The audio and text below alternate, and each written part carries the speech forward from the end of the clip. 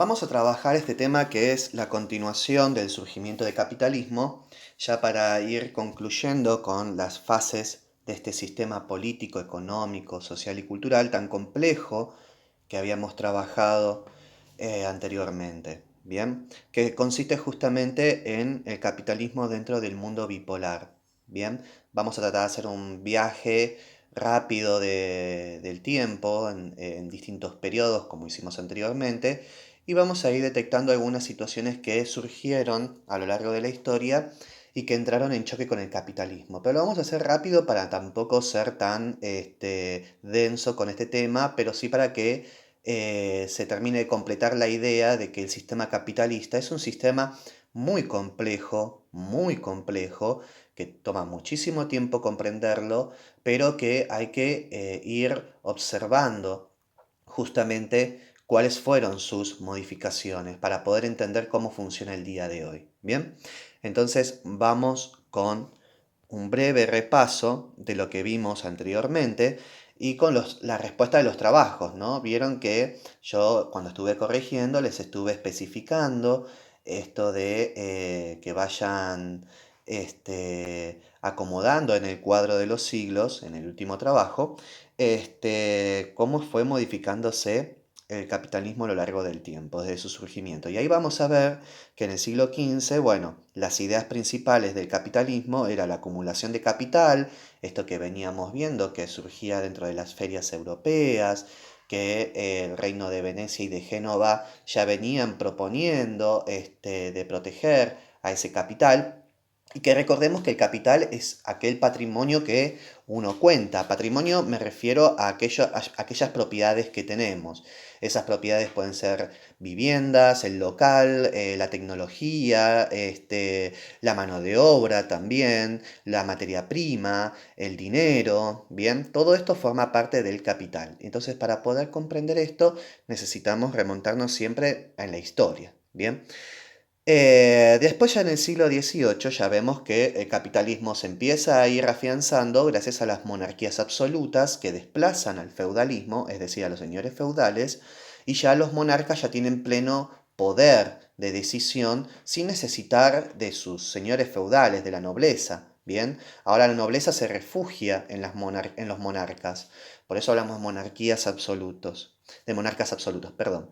Y que la primera idea que se empieza a consolidar como sistema capitalista es el mercantilismo, es decir, esto del comercio triangular, donde las coronas europeas trabajan con las colonias en base a los productos que compran de las colonias, o mejor dicho, que extraen de las colonias, y que estas materias primas, como el oro, la plata, los cultivos, las cosechas, mejor dicho, los ganados, todo este tema de alimentos y de recursos naturales que se sustrae, se trabaja o se manufactura dentro de Europa y luego se vende de vuelta hacia las colonias. Es un sistema de comercio triangular, ¿bien? Y que las colonias no tienen permitido comercializar con otros imperios a menos que haya una autorización por parte de la corona, que casi nunca se daba. Después ya en el siglo XIX ya nos encontramos con la aparición de las revoluciones industriales, que fueron dos, y que a partir de ahí el avance tecnológico va a ser tan grande que, bueno, va a necesitar mayor cantidad de mano de obra, ¿no? Y ahí aparece este tema en el capitalismo de las clases sociales, que ahora aparece la burguesía, que son estos comerciantes y los patrones de las fábricas, que trabajan dentro de la ciudad, y los campesinos que están en los campos de cultivo, ¿bien? Pero todavía existían algunas monarquías, todavía no había caído la monarquía en algunas partes de Europa, pero sí ya muchas colonias ya se habían independizado. En el caso de Latinoamérica solamente va a faltar Cuba en independizarse, que es la última de todas que se independiza, que se va a independizar recién en el siglo XX, por eso es tan conflictiva la historia de Cuba y que ya vamos a trabajar cómo se inserta Cuba dentro del sistema capitalista una vez que se independiza. Bien.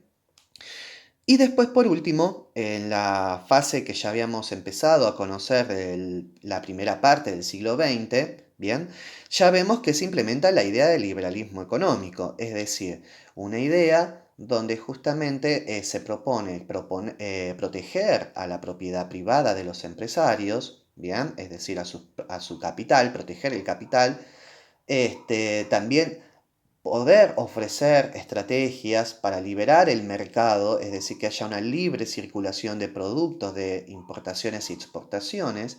Recordemos que las importaciones es comprar productos de afuera y las exportaciones es vender productos afuera. ¿Bien? Entonces ya empieza a tejerse esta relación comercial entre los distintos países sin necesidades de pedir tantos permisos al Estado, ¿bien? De acá nace también la idea de que el Estado empiece a involucrarse lo menos posible. Pero bueno, para eso vamos a tener que trabajar otras cosas acerca de cómo repercute esta decisión de que el Estado no intervenga tanto en la economía. Pero para eso hay que pensar una serie de cuestiones que empiezan a surgir a fines del siglo XIX, ¿no? En esto de 1880, 1890 y a principios del siglo XX en el 1900 y 1910, ¿bien? Entre estos años empieza ya a nacer la idea de que el sistema capitalista empieza a tener algunas problemáticas que ya se venían arrastrando de hace siglos y que muchos filósofos y economistas y sociólogos empiezan ya a reflexionar sobre las consecuencias sociales del capitalismo, ¿no? Donde justamente empieza a aparecer esta idea en este gráfico, en esta caricatura, que se hace en Francia, ya vemos que empieza a notarse muchísimo la diferencia de clases sociales. Esta idea de que el capitalismo venía como una solución para mejorar la igualdad entre las clases sociales empieza a mostrar sus graves problemas, ¿no? Donde ya vemos que está las clases bajas que sostienen a las clases medias y altas, ¿bien? Estos que son los trabajadores, los campesinos y los obreros, que sostienen, digamos, la acumulación de riquezas por parte de las clases superiores, ¿no? Después, esto lo voy a hacer un zoom para que se entienda bien, que ahí lo vemos mejor, ¿no? Que ahí vemos a esas madres, hasta los niños. Esta imagen es muy interesante porque es una imagen del 1900, donde ya se plantea todas estas cuestiones que hasta el día de hoy siguen, ¿no? Y es interesante también que estén los niños ahí y las niñas, porque también había trabajo infantil en esta época. Bien, recordemos también que Europa es un continente muy conflictivo hasta el día de hoy, y que Europa ya está pasando por muchas guerras donde muchísimos hombres mayores de 18 años van a ir hacia la guerra. Entonces empieza a haber una falta de mano de obra dentro de las fábricas que lo cubren las mujeres y los niños.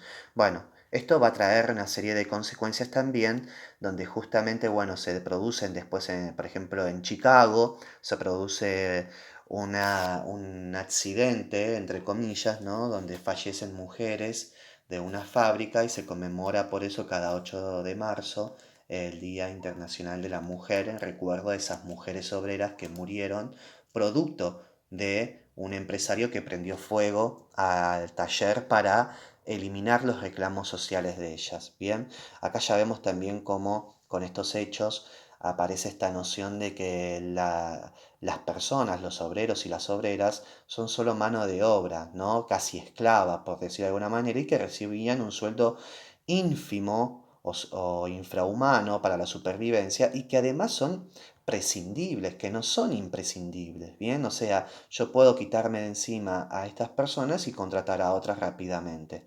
Bueno, todas estas cuestiones empiezan a aparecer ya a principios del siglo XX y se van a ir acentuando en el tiempo, ¿no? Esto aparece como ya la crítica anticapitalista, justamente. Acá justamente ya vemos después a las clases altas, que ya no hay noblezas, porque han caído las monarquías y se han formado repúblicas con parlamentos y congresos para garantizar el sistema capitalista. Bien, entonces lo interesante de esto es que cómo sostienen justamente los obreros a las riquezas de las clases altas y que el Estado, ya en esta esfera que ya es la parte del Estado, todavía conserva una estructura que podríamos decir que todavía hasta el día de hoy funciona, con una excepción del clero, ¿bien? que lo podríamos reemplazar ya con otras cuestiones, que ya no es el clero. El clero me refiero a la Iglesia Católica, ¿no? La Iglesia Católica, protestante en Inglaterra o musulmana dentro del mundo árabe y africano. Pero en este momento, quienes se encargaban de convencer de alguna manera a los obreros de que este era el camino, eran las iglesias, las distintas religiones, ¿no? Como se hizo a lo largo de tantos siglos con otros sistemas precedentes. Ya lo habían hecho con el feudalismo, ¿bien? Pero como cae el feudalismo, las iglesias se tienen que adaptar a las necesidades de los reyes, ¿bien? De los reyes y de las noblezas. Pero bueno, para seguir un poco, bueno, vemos que aquellos que no acatan las leyes que protegen al capitalismo son duramente reprimidos por lo que llama Max Weber, que era un sociólogo muy importante que va a trabajar también esta idea del capitalismo. Max Weber hablaba justamente de que una de las funciones del Estado, bien, y más que nada de los nuevos estados, es que monopolizan a las fuerzas, digamos, tanto de seguridad como de defensa, las Fuerzas Armadas y la policía, ¿no? Esto es el monopolio de la fuerza, justamente. Monopolio significa que es el único que puede implementar este tipo de medidas. Entonces, aquellos que no respeten las leyes que protegen al capitalismo van a ser duramente reprimidos, ¿bien? Bueno, como ya decía el tema del clero o de la religión, esta caricatura habla acerca de cómo engaña a los obreros para poder mantener el status quo, como se dice, ¿no? O esta verticalidad o esta pirámide, ¿bien? Por parte de los gobernantes. ¿Por qué vemos todavía que hay un rey ahí?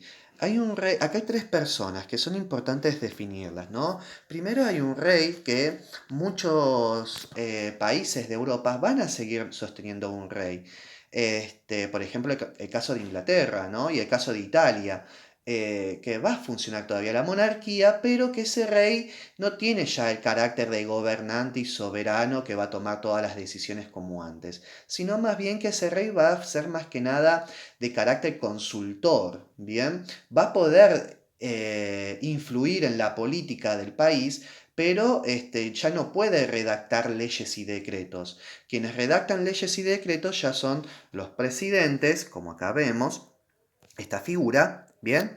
Y el Congreso, que es el señor de traje grande, que representaría a la Cámara de Diputados o de Senadores, es decir, al Parlamento, que es el que redacta las leyes. Entonces ya vemos que el poder del Estado se modifica ya en base a tres figuras muy importantes que van a garantizar esta pirámide que en la crítica de 1911 de Francia es la crítica anticapitalista.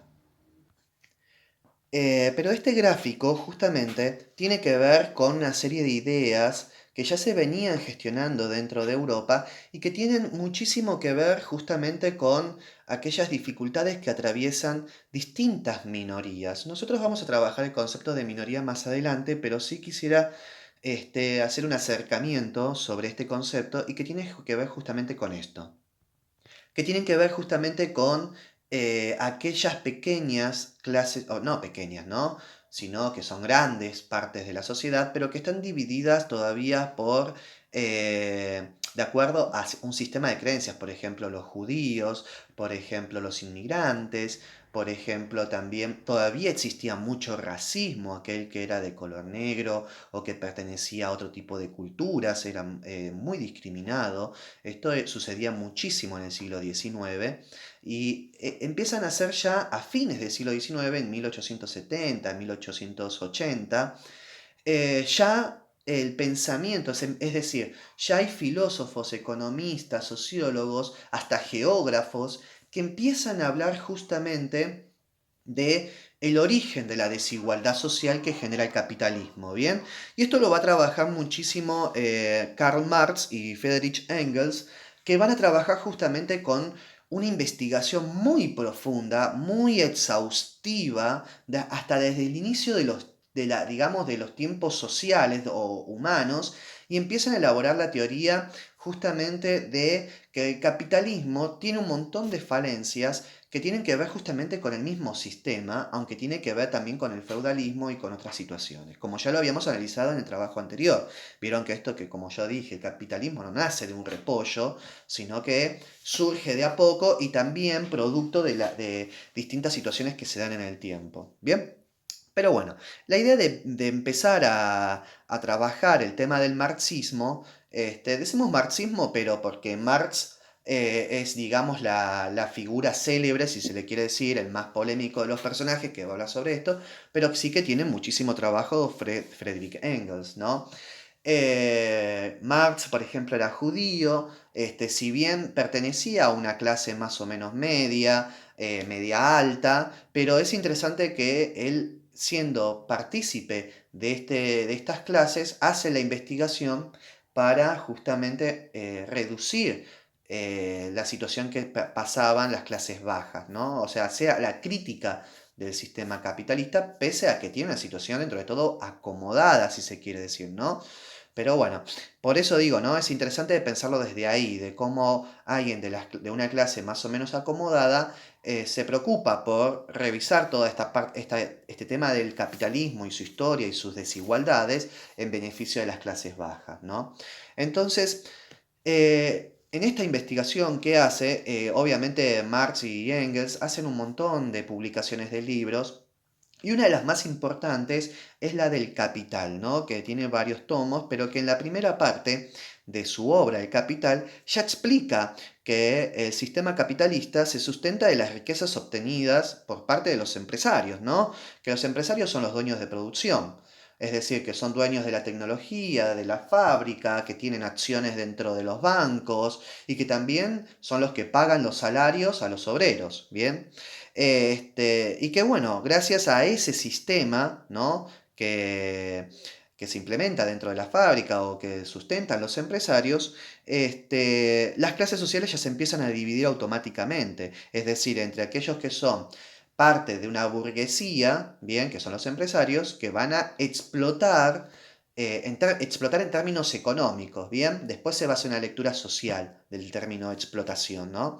Que se va a explotar económicamente a los trabajadores y a la tecnología para obtener productos y con ello las riquezas. Bien, entonces ya va a haber, él introduce en esta obra dos términos principales, el término de burgués explotador, bien, y el término de proletariado explotado, bien.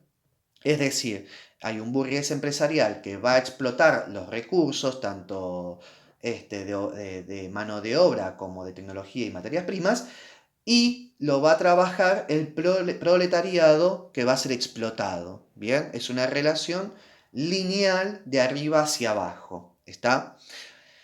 Entonces, ya empezando desde ahí, Marx lo que hace es ya introducir otro concepto que él determina cuál es, bueno, él no, también con estos, los dos juntos, ¿no? Ellos dos investigan y elaboran un concepto que es nuevo dentro de la economía, que es el término de la plusvalía, ¿bien? Porque lo que todavía no se podía determinar era cómo el empresario obtenía esas riquezas del trabajo obrero, ¿no? O sea, obviamente hay una venta, obviamente hay una compraventa, hay una producción, se pone un precio y se vende. Pero ¿por qué con ese precio el empresario tiene tantas ganancias o más ganancias que el obrero? Bien.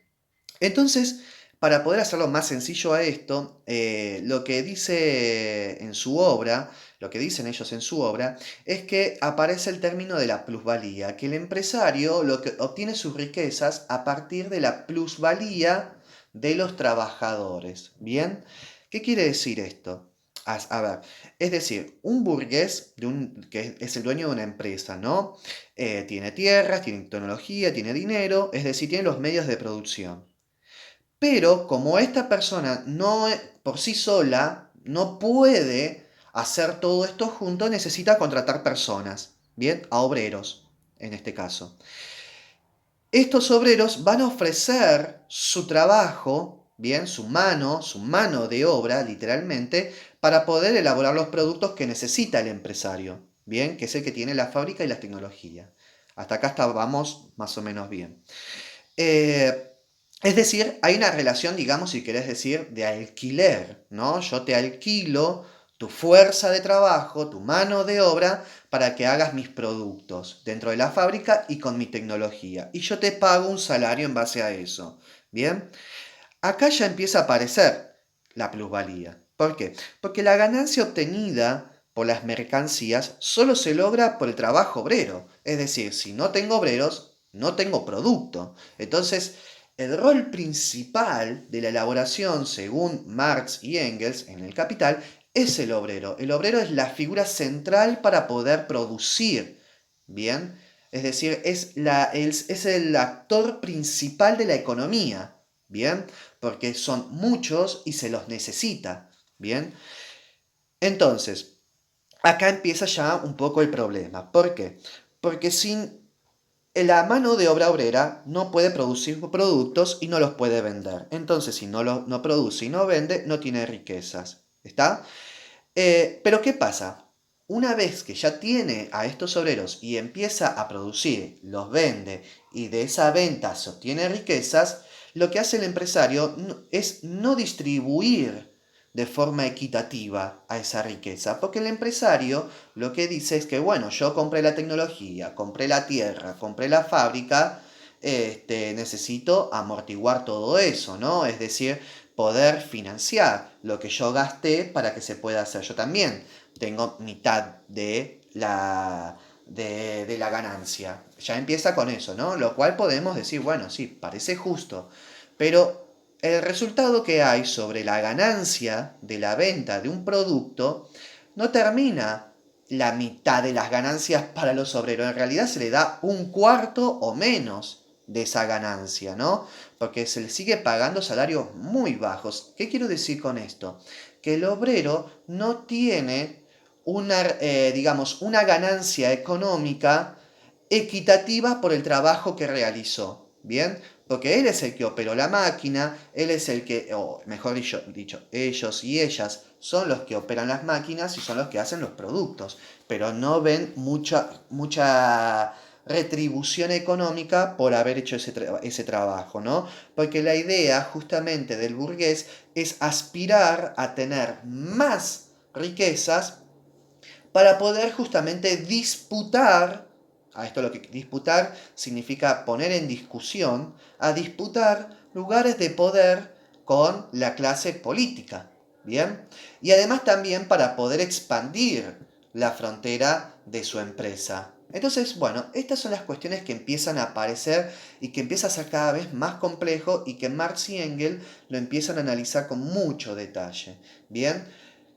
Yo espero que no estar mareándolos, pero lo van a trabajar más adelante, igual el año que viene, con sociología. Pero sí me gustaría que ya vayan teniendo nociones básicas sobre qué es el marxismo.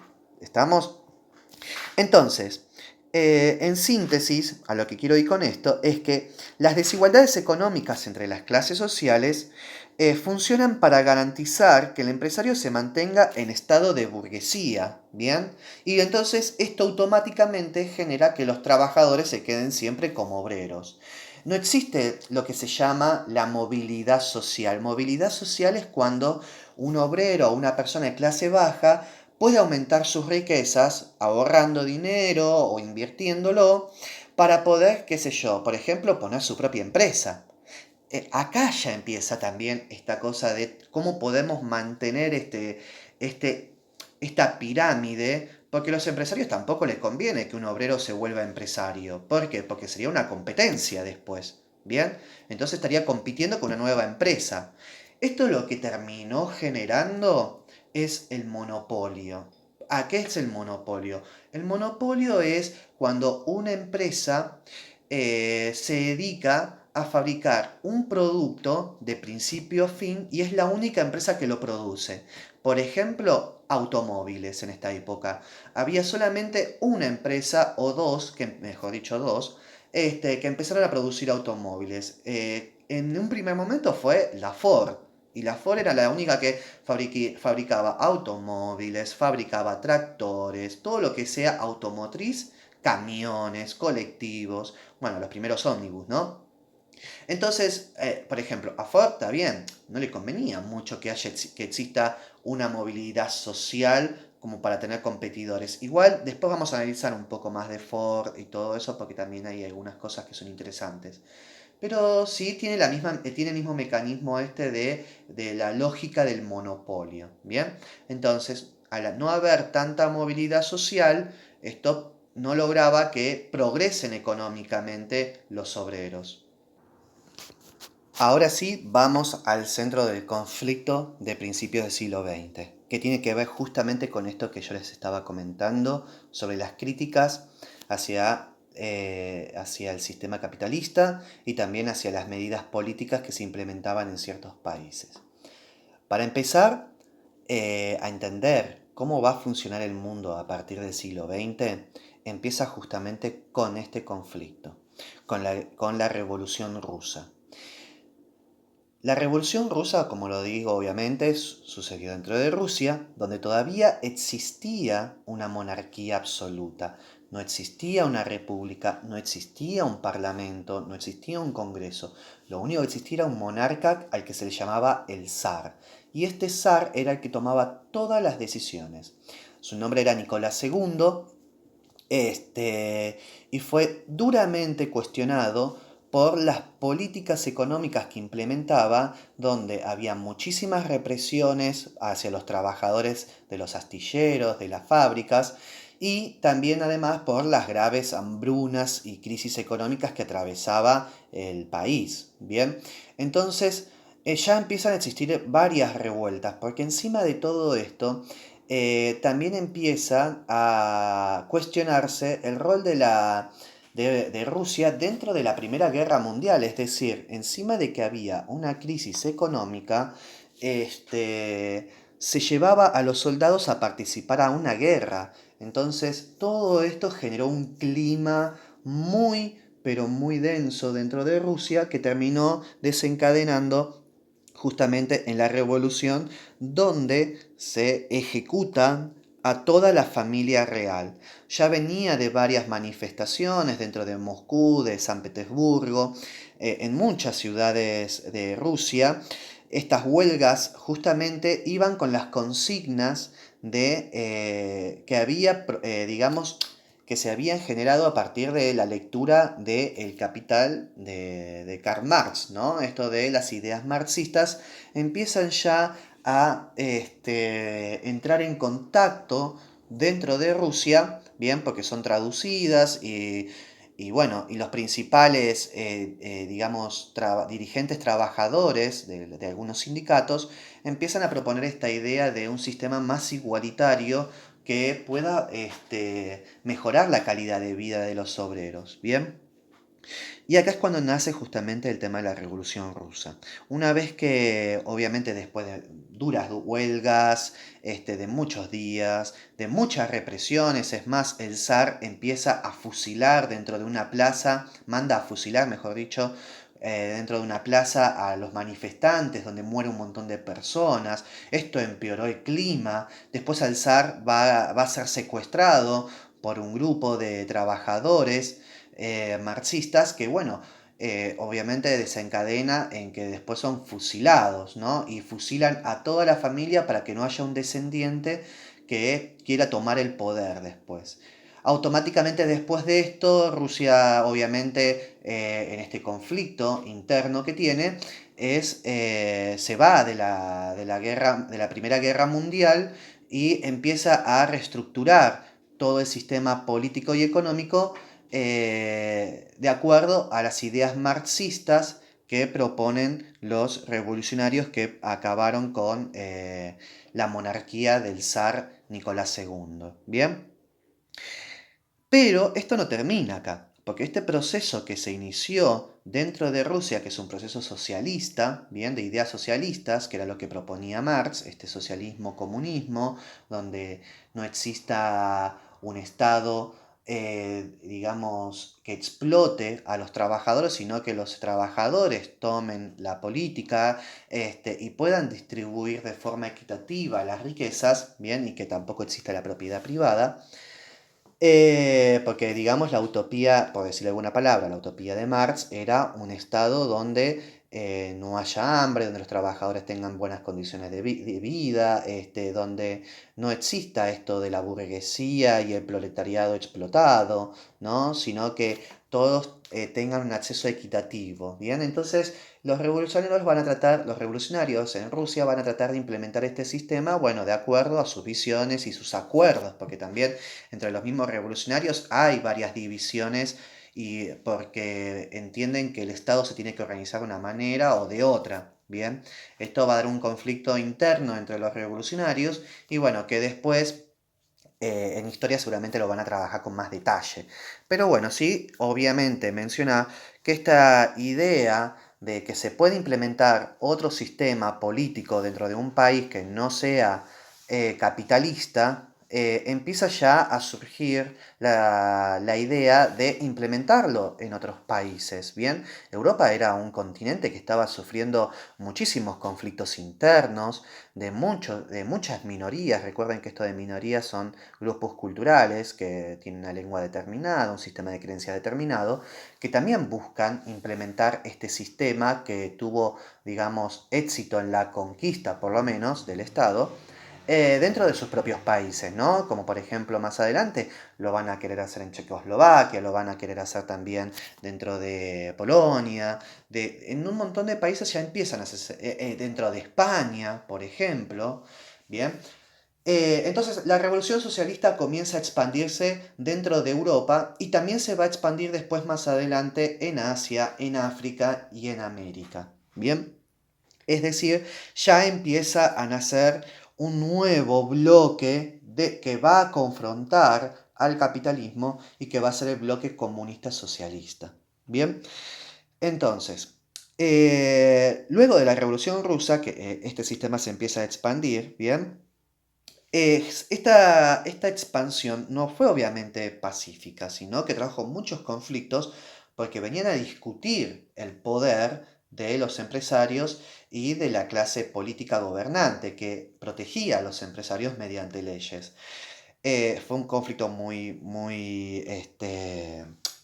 que duró mucho en el tiempo, eh, digamos, muy violento también, ¿no? Porque también habían duras represiones, fusilamientos y asesinatos digamos, asesinatos a los socialistas y a los que hacían las huelgas, ¿no? O sea, también pasaba esto de que por más que no haya una monarquía, se seguía reprimiendo y matando trabajadores que iban a reclamar por sus derechos o por otras condiciones de trabajo u otro sistema político, ¿no? O sea, de acuerdo a esa escala. En algunos países se pudieron aceptar las ideas políticas de los trabajadores, pero sin cambiar la base capitalista, ¿no? Y ya en otros países sí los trabajadores revolucionarios van a ir por una revolución completa de modificar a todo el Estado o todo el país. Bien, entonces ya para más o menos 1900, la revolución comienza en 1917 y en 1922 ya se logra conformar lo que se llama la Unión de Repúblicas Socialistas Soviéticas, lo que antes era Rusia, ¿no?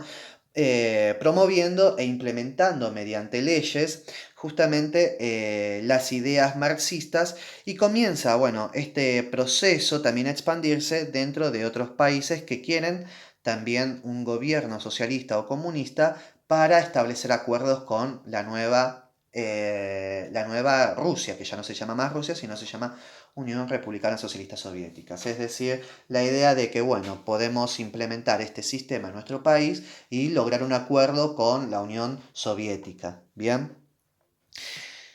Después, bueno, se da todo lo que es la Segunda Guerra Mundial, que, bueno, como es de público conocimiento, fue una guerra europea que sucedió entre el 39 y el 45, donde el nazismo y el fascismo se unieron, ¿no? Italia, Alemania y después Japón se unen para expandir sus territorios, para tomar, digamos, territorios de Francia, ¿cómo es esto? De Polonia y de otros países, ¿no? Esta expansión nazi.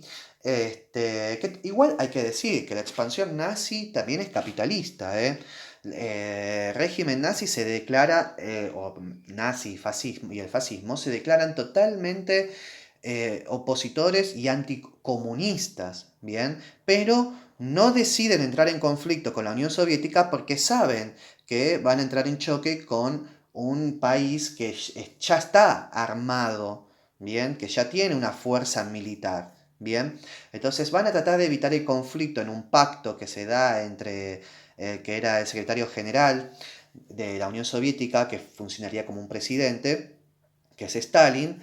Hitler y Stalin entraron en un acuerdo de no agresión, ¿bien? La idea de Hitler era ir hacia Polonia, ir hacia Francia, ¿bien?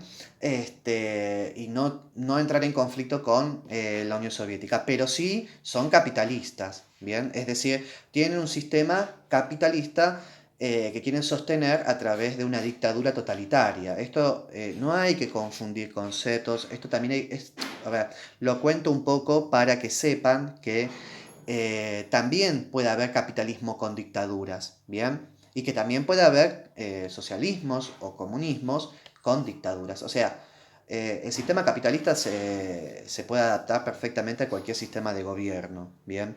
Porque ya lo vimos que de la monarquía a una democracia republicana, a una dictadura, se puede sostener el capitalismo. Pero bueno, para no marear tanto con este tema histórico, avanzamos. Entonces, terminada la Segunda Guerra Mundial, donde cae el nazismo y el fascismo, y después va a caer Japón con las bombas atómicas que le tira Estados Unidos, empieza a conformarse ya distintos organismos internacionales como la Organización de las Naciones Unidas, el Fondo Monetario Internacional, y también empieza a armarse lo que se llama la OTAN, ¿no? Esta organización de países del Atlántico Norte, por decir una digamos, porque así es la traducción literal, para defenderse de posibles agresiones en el futuro, ¿no? Es decir, colaborar a través de ejércitos de los países que forman parte de la OTAN para controlar cualquier amenaza que se dé, que digamos, o que represente otro país. Y obviamente la nueva amenaza que aparece para estos países va a ser el socialismo. Primeros hechos que hay que tener en cuenta acá es que tenemos la Unión Soviética que encima, digamos, también participó de la Segunda Guerra Mundial porque Hitler quiso invadir la Unión Soviética, lo que le salió muy mal, para no decir otra palabra. Le salió pésimo, encima quiso invadir en invierno, se murieron congelados, la Unión Soviética después fue con todo hacia Berlín, la capital de Alemania, y llevó todo el ejército y bueno, obviamente ahí en el camino liberando los campos de concentración. O sea, la verdad es que si no fuese por el rol de la Unión Soviética, la Segunda Guerra Mundial pudo haber terminado de otra manera, ¿no? Porque ahora no solamente los nazis tenían que enfrentar a Estados Unidos y Reino Unido, sino también ahora del otro lado de su país estaban acorralados ya por la Unión Soviética que iba a tomar represalias por el intento de invasión, o sea, un tiro por la culata le salió a Hitler y se ganó un enemigo muy poderoso que lo terminó venciendo en su propio territorio, es decir, lo vence propiamente en Berlín. La Unión Soviética toma Berlín y pone en estado de sitio a Berlín para controlar la amenaza nazi, mientras que Estados Unidos sigue liberando algunas ciudades de Francia y de algunos otros países, ¿bien? Acá se va a dar esta situación entonces de que se reconoce que hay un poder importante militar que cuenta la Unión Soviética, es decir, los socialistas tienen un poder militar tremendo, por algo ayudaron en la guerra. Entonces, estos países que van a formar parte de la OTAN y que obviamente la Unión Soviética no forma parte, por eso se llama Organización de Países del Atlántico Norte, del Atlántico, la Unión Soviética no tiene salida al Atlántico, es justamente también para poder empezar a pensar cómo también controlar en alguna medida si se llega a dar esta expansión soviética, porque ya lo empiezan a mirar que se nos viene algo repodrido con esto, ¿eh? O sea, ven que hay una amenaza al sistema capitalista, porque además la Unión Soviética tiene claras intenciones de no negociar con Estados Unidos, que es la potencia a la que le está disputando el poder, ¿bien? En la economía internacional. Además, después, más adelante, China también va a tener su revolución, porque obviamente China venía de una herencia imperialista, también van a... La historia de China es un poquito más complicada, pero la voy a resumir así sencillamente. China a fines del siglo XIX, principio del siglo XX, cae su último emperador, que tiene una monarquía absoluta, se hace una especie de república, especie digo porque el partido político que controla la política nueva de China favorecía siempre a los intereses del antiguo monarca, ¿no? Bueno, entonces ahí las ideas marxistas vienen perfecto porque logran formar un ejército revolucionario y derrocan a este partido político e implementan la República Popular China. ¿Bien? Pero bueno, para decir nada más que está ahora la Unión Soviética y ahora está China, que tienen lazos interesantes. También con esto de China también empieza a expandir el socialismo y el comunismo dentro de Asia, por ejemplo, en Indochina, en Vietnam, en varios países se empieza ya a expandir, ¿bien? También se empieza a expandir por África, por Asia, en Palestina. Ya se empieza a expandir en Egipto, ya se empieza a expandir también en América. En América, por ejemplo, Cuba va a ser el máximo exponente de la revolución socialista y y una vez hecha la revolución se va a hacer acuerdos con la Unión Soviética. Es interesante también que Cuba tuvo una historia muy similar a la China, porque Cuba fue el último país en independizarse de España. Bien, España no quería soltar a Cuba ni loco. Es más, España antes le había establecido un montón de campos de concentración para encerrar a aquellos que eran considerados los rebeldes o aquellos que querían hacer huelgas. Terrible lo que había hecho el Reino de España para no querer librar la colonia. Entonces, los gobiernos que vinieron después de la independización de Cuba, eran gobiernos que siempre favorecían después o a Inglaterra o a Estados Unidos, ¿bien?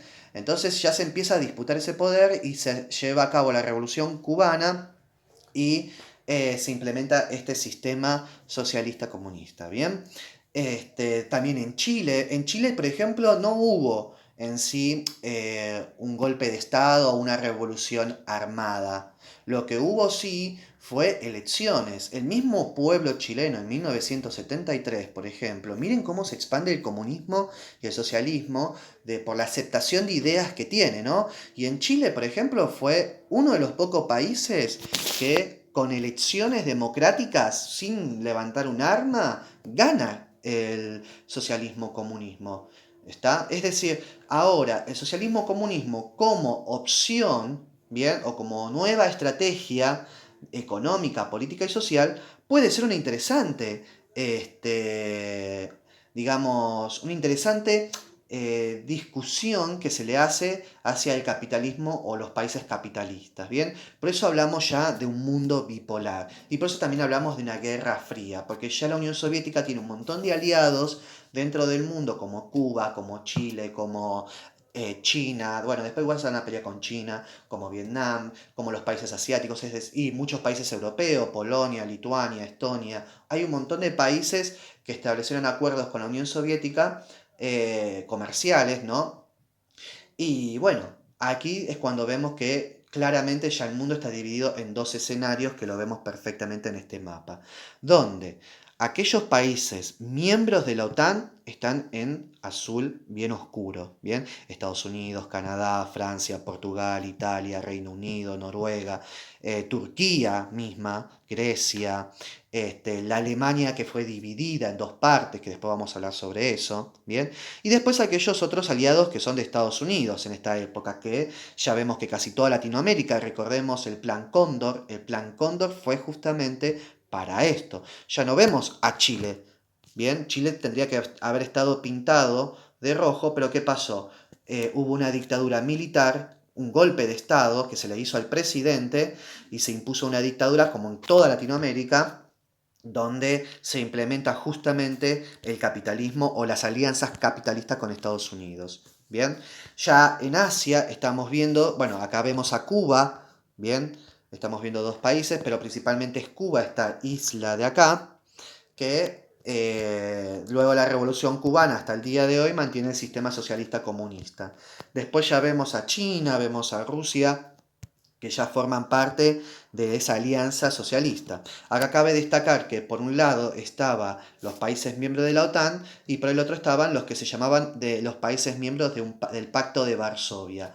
El Pacto de Varsovia fue un acuerdo político internacional de varios países socialistas para justamente hacer frente, unir sus ejércitos en caso de que los países de la OTAN decidieran atacar. Bien, esto es un conflicto interno. Si bien no hubo una nueva guerra, una tercera guerra mundial, que estaba a punto de suceder, sí Estados Unidos lo que hacía era ir hacia los países aliados, bien, del socialismo y financiaba a los grupos, digamos, a los ejércitos que, digamos, que estaban a favor de Estados Unidos o del capitalismo para hacer frente a estos gobiernos a través de guerrillas, a través de controles militares, de bases militares, le va a dar armas. O sea, lo que no hay es una intervención directa, sino una intervención indirecta. Es decir, no mando mi ejército, pero te doy armas. Bien, te vendo las armas. Justamente para que puedas llevar a cabo una revolución capitalista, en este caso, que saques al bloque o a que saques a la dirigencia socialista comunista y que este país se vuelva a la alianza norteamericana. Esto es lo que sucedió principalmente en Latinoamérica. Bien, es muy conflictivo. Otro de los elementos que, bueno, esto ya se los dejo que lo lean para no hacerla muy larga, porque yo voy 45 minutos de explicación, pero sí que empezó esta famosa carrera espacial que era más que nada una competencia tecnológica, porque así como Estados Unidos tenía la bomba atómica, ya le entró el pánico porque la Unión Soviética ya sabía hacer bombas atómicas también y mucho más letales.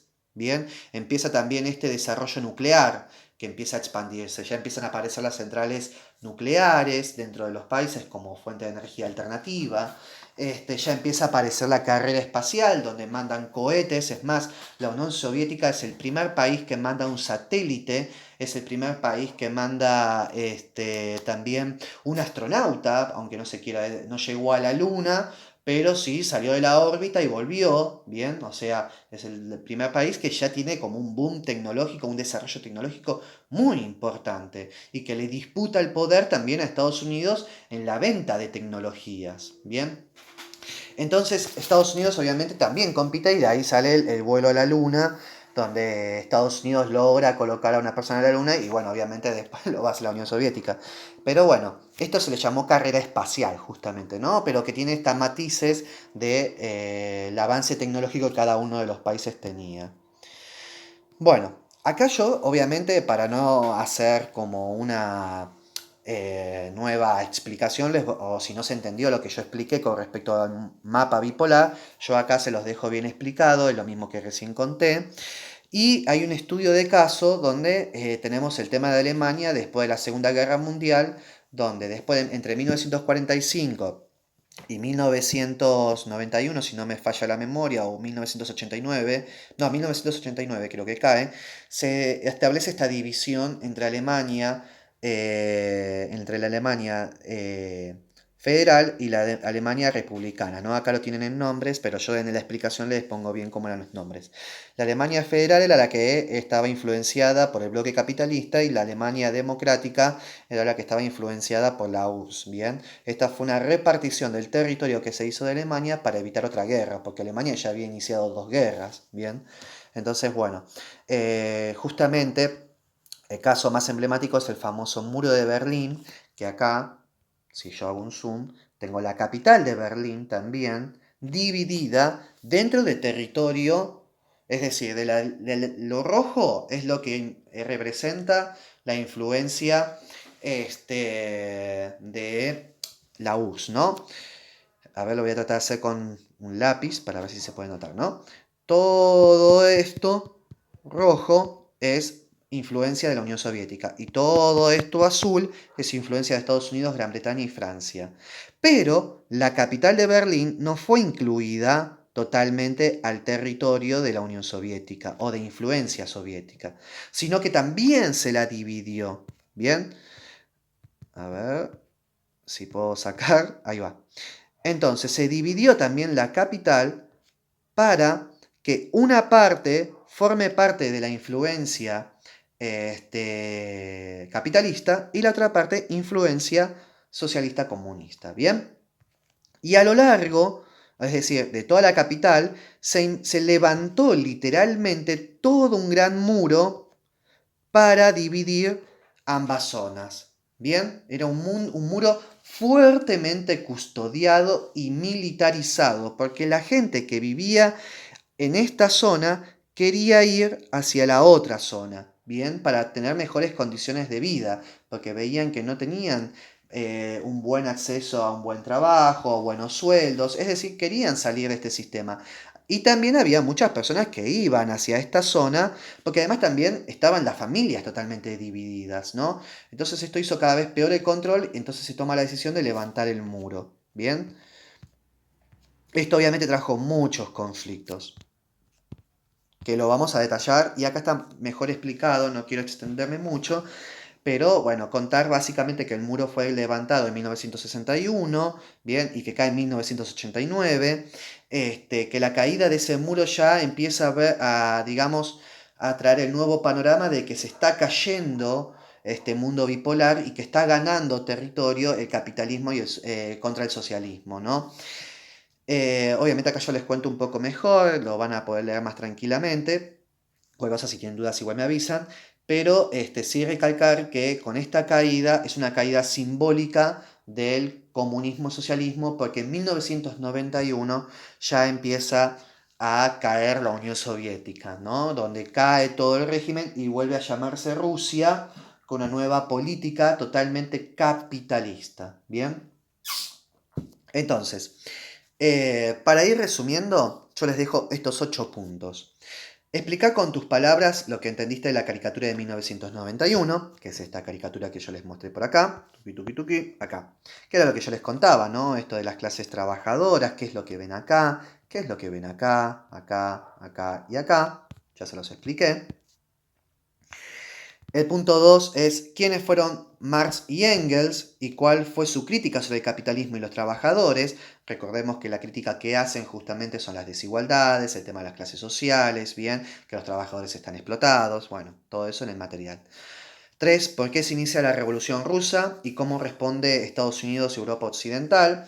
Recordemos que la Revolución Rusa se inicia en 1917 para quitar del poder a los zares, al zar Nicolás II, y que Estados Unidos y Europa Occidental responden justamente construyendo esto de la OTAN, ¿no? Que responden a través de la OTAN con digamos, disputando este poder internacional. Bien, obviamente van a tratar de sofocar esa expansión de la Unión Soviética. No mandan militares a la Unión Soviética, pero sí van a tratar de que los países se mantengan alienados a Estados Unidos, ¿bien? Como esto del Plan Cóndor que conté en el anterior trabajo Memoria.